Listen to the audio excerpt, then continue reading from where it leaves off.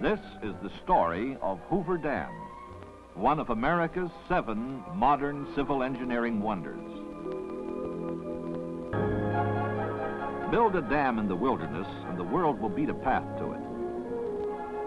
For many centuries, this was a lonely canyon, unseen and untouched by man, scorched by a desert sun, scolded by an angry river slashing its way to the Mother Sea.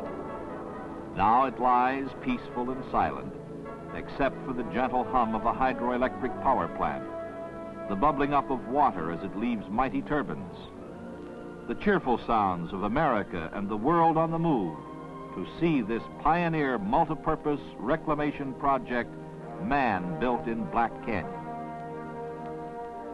Millions come to this once desolate spot to see this engineering wonder, to hear the story of Hoover Dam. Ladies and gentlemen, we're now standing on the powerhouse ramp 560 feet below the top of the dam. This is Black Canyon, where Nevada and Arizona meet, where the Colorado River once flowed uncontrolled. Here's where man conquered this mighty river, placing a concrete yoke about its neck to harness its tremendous water and power. Through the ages, the river has gathered to its bed the snow-fed rivulets of the Rockies, flowing southwestward in its wild 1,400-mile descent to the Pacific Ocean, gouging great canyons, piling up great deltas of silt in the valleys. Early settlers were at the mercy of this untamed journey. Melted snow from the mountains each spring swelled the Colorado River into a raging torrent,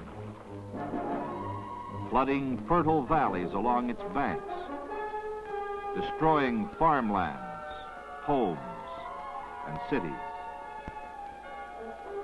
In 1905, the Colorado cut through its banks below the Mexican border and for 2 years poured unchecked into the Salton Sink, forming an inland sea. After each spring's flood, when the river had spent its fury, it dried to a trickle. Crops withered and died. Man and his livestock thirsted. All living things suffered.